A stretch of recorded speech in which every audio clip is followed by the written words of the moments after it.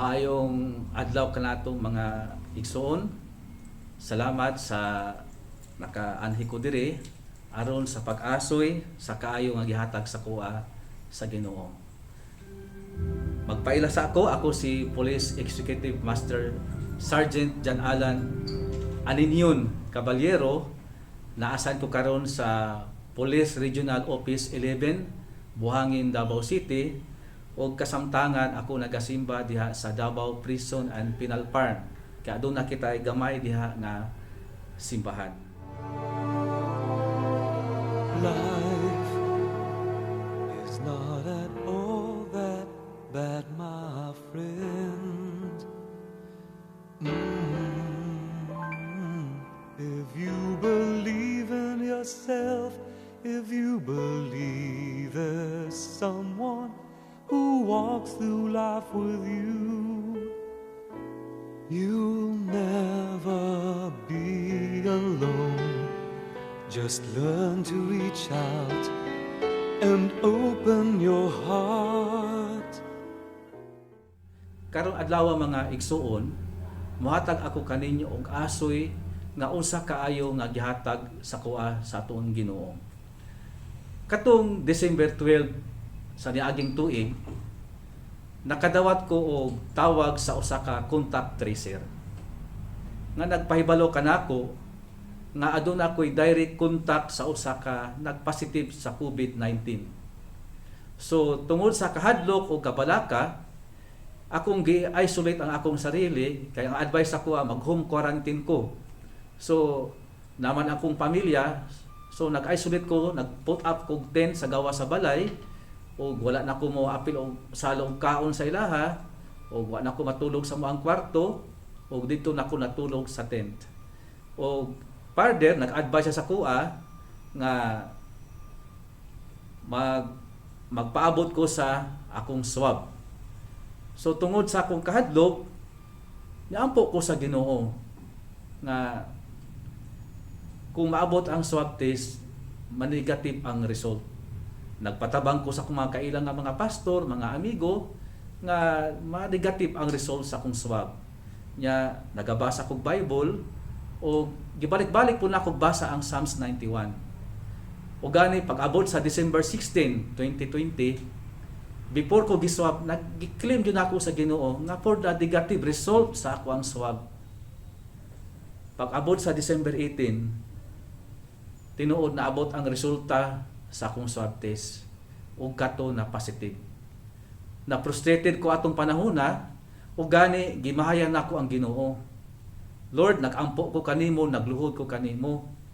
Nagbasa pa ko sa Psalms 91. Pero nganong na positive man, di na ako makontrol ang akong emosyon atong panahona. Bisan pa ako ang misis, no? Ako pang gipahimungtan sa akong kasuko. Kay yaman ko kung gisugo siyang kauban nga nurse. Ako actually akong misis usapod ka frontliner, nagtrabaho pod sa balay sa hospital dito sa Dapicol nga nakoy direct contact sa iyang kauban nga nurse kay gisugod ko niya nga maadto silang balay kay naitunol nga dokumento apan dito ko niya natakdan. So nasuko ko siya, ha, bakit mo kasi ako inutusan magpunta doon? Tagalog manggod ang dialect sa Dapicol. So, dito, puno ko sa pagmahay, sa kahadlok o kabalaka. Alang adlaw, nibalhin ko sa usa ka quarantine facility. Pag-abot na ako sa quarantine facility, na dito na nako nagsugod ang mga kabalaka, kahadlok, nga unsay may tabo sa akong kinabuhi. On the following day, itawag na po ako ang misis, nangamusta sa kuha, unsa akong kahimtang, unsa akong gibati, aduna ba ko'y symptoms, in-response ko nga wala. Pero, gingnan ko sa kuha ang misis, may problema sa bahay. Ang water pump hindi mag-andar. Diri manggod sa Davao City, anyo na mo'y water district, sa mga dito, amo ang source sa mga tubig is, kana mo ang kaugalingon nga water pump. Wa mo andar ang water pump. Wa pa jud mo andar ang refrigerator. Wala pa jud mo andar ang TV. So nagkaroon akong self-pity nga gamay kayo nga buta nga kaya nako ikumpuni pero di nako mahimo tungod kay nasiparit ko og nakawarantin. o sila po akong pamilya kay nasa direct contact sa kuha, nahimo po silang PUM, person under monitoring. Di sila kagawa sa mong balay o di po ko kagawa sa isolation. So although naay kwarta atong panahon na, pero dili ka gagastos sa imong kwarta kay bawal po daw magtunol og kwarta kung nakay suguon kay siyempre na positive ka sa COVID, basig ang imuhang kamot ay kuha nay virus, so patakdan pod ang masugo nimo. So katong panahon na hugno kayo mi, aduna mi gamay nga negosyo, no, namang ko'y bikiri pod sa Dapicol, no, dahag order unta pero wala, no, gi-cancel ang nag-shutdown mi sa mong business. Unya mo text pa ko ang kuha, nag-post pa kong anak sa Facebook nga yang post kahit carbonara lang, no, kanang carbonara nga pagkaon karon, no, ma-emotional ka tungod kay sa gamay nga butang di nimo mahatag atong panahona. Nagpasko mi, nag-New Year nga wala nahitabo sa una nga magsalo-salo mi. So nakasurvive lang mi tungod sa tunol pod sa akong inahan, akong mga igsuon nga gikan pa taon sa Santo Tomas, mo biyahe og Dapicol para magtudol kanamo og pagkaon katong nahitabo nga Pasko o New Year. While in quarantine, no, na dito ang mga question, no, mga what if, no? What if kung may unsay may tabo kanako? What if unsay may tabo pod sa akong pamilya? Daghan. What if kung na-positive pod sila sa COVID? Daghang mga what if, no? Pero luyo pod sa pagmahay nako sa Ginoo, ibasa lang gyapon nako ang Biblia. Kay kadadala man kog Bible bisan sa akong pagbiyahe ug hantod na quarantine ko nagdala kog Bible. For almost 1 month, no, kay gi-quarantine man ko gikan ko nag-PUF December 12, nahuman ang ako ang quarantine January 6. Unom na lang kaadlaw usa 1 month ko sa quarantine. So loyo ka gibati nimo ang kapuol, so akong napahinungtan ang Biblia, no? At first murag pastime lang pagbasa ng Biblia kay walay kay laing lingaw, kay katong panahon na hinay ang wifi, di ta ka YouTube, di ta ka tan-og TV kay walay TV ana, ug dito sa isolation area ako lang isa. So dito nagbasa ko Biblia, apan sa pagbasa na ko Biblia adunay dako nga turning point nga nahitabo sa akong kinabuhi. Lift up your hands to God, and He'll show you the way. And He said, cast your burdens upon me, those who are heavily laden. Come to me, all of you who are tired of carrying heavy loads. Kini nga testimony kay tungod kay naka-quarantine ko tungod sa pagpositive, so I will use the word quarantine. Letter Q, no, the first letter sa quarantine is stand for quiet time. Sa dihang nagbasa ako Biblia, aduna first time in my life, no, aduna koy dako nga nahitabo nga quiet time, no, nakikistorya ka sa Ginoo. First time po nako nagampo nga nagluhod, nagdupa nya mura pug ko kanang giordinahan nga pastor nga pahapaon, nagdupa ko ana dito ko kay ako ra man isa musinggit ko sa ko pagampo. First time po nako na nung nahitabo sa kuha, kay usually magampo ta sa hilom, kung magampo gayud sa pagkaon, Lord thank you for this food, amen. Pero katong panahon na grabe ang akong pagampo, nagdupa ko, nagluhod ug taas akong pagampo, unisinggit ko pag gusto kog singgit diha sa Ginoo, no, mao to ako ang quiet time, no, ang ako ang mga gipangayo sa Ginoo, no, kay ang quiet time is just you are talking to our God. Another letter is U. Letter U stands for understand the message of God in the Bible. Sa diha nagabasa-basa ko sa Bible, lamang giusahay di nato masabtan. Magbalik-balik ko basa akong tan-awon kung unsa man jud kini nga mensahe para kanako. O matag mensahe nga akong mabasahan maigo gayud sa akong kahimtang. So kay ato magbasa maguta usahay Biblia, mura lang ato lang memorization for compliance lang, Pero during my quarantine time, ang pagbasa nako sa Biblia nahimong lalum o ako yung kisapon. Another letter is, the third letter is A. Acceptance, no? While in quarantine, I learned to accept everything in my life. Na unsay nahitabo sa kuha, sa akong isolation. Ningon nagpasalamat pa gani ko, Lord, gidawat na ako ni amahan, pero tabangi ko amahan nga kung gikubit man ko, ayaw na apila ako ang pamilya. Bahala na ako. So adun na yoy acceptance. Unya pasalamatan po nako ang Ginoo tungod sa gidungog po ako pagampo, no, kay giswab ang ako ang asawa negative, ang akong membro sa akong pamilya giswab sila nga negative. So nagpasalamat ko sa Ginoo. So mao to siya, no, the word acceptance. Another letter is R. R stands for reflection. Katong panahon na tungod sa nagsakit ko sa COVID, akong reflection na focus dito sa mga gipang-ayo ni Hesukristo ug ang mga apostoles sa mga masakiton. O gani adunay reflection dito, nakakatawa ko. Nya murag nahugawan po ko sa gihimo ni Jesus Christ. Nga laliman mo na nga usa kasi na istorya dito sa Bible nga naglingkod si Jesus, gilawaan niya ang yuta, o niya na siyempre ang yuta na puno og laway, yang gimix sa yang tudlo, yang gimix nahimog lapok, o katong lapok gipahid niya sa mata sa buta.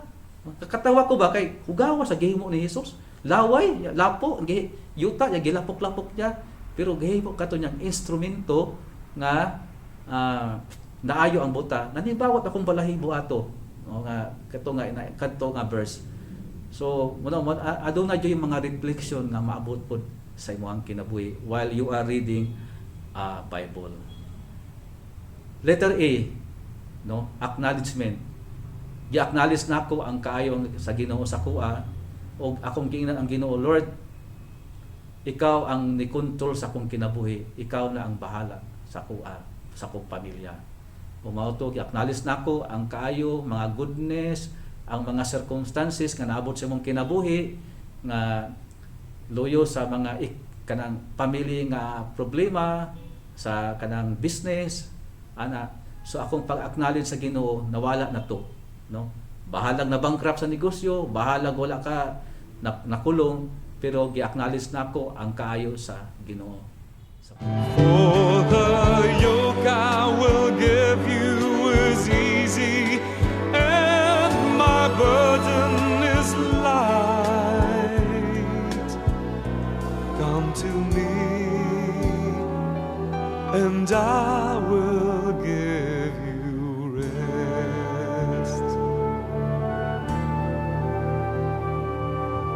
When you feel the world is tumbling down on you, and you have no one that you can hold on to, just face the rising sun and you see hope, and there's no need to run. Lift up your hands to God, and He'll make you feel alright. Another letter is N. Stand for nourishment. Kining nourishment igsuon, while you are reading the Bible, you are also feeding your soul. Kung aduna may pagkaon, kung na-malnourished ka kay kulang ka sa pagkaon, sa Biblia pod, no? Kung kulang ka sa pagbasa sa Biblia, malnourished pud ka.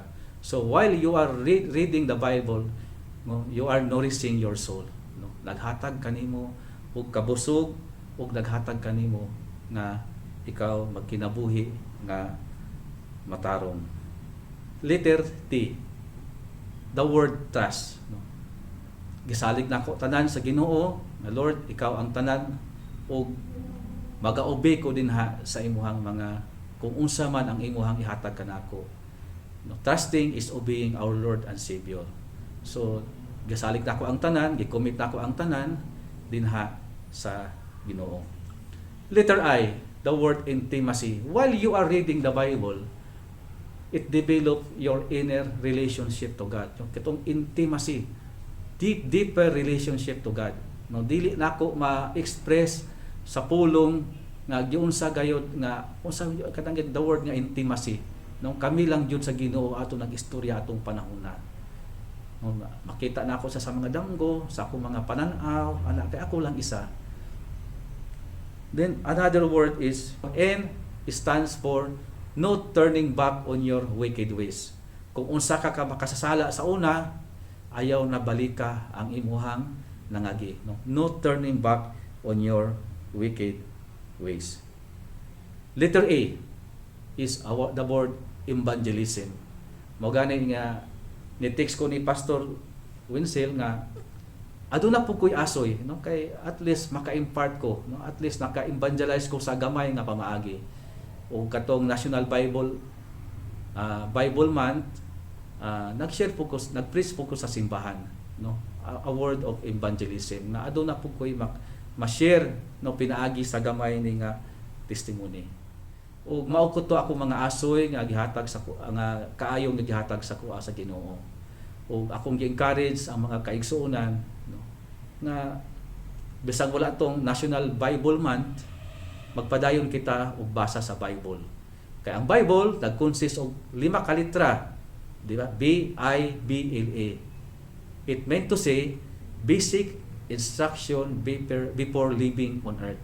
Usa kini ka instruction kanatong tanan nga samtang kita diri sa kalibutan. Og mao lang to, og daghang salamat sa kaayo nga gihatag sa Dios og dalaygon og ang tanan dugog og himaya akong ipalit kaniya. And he said, cast your burdens upon me, those who are heavily laden.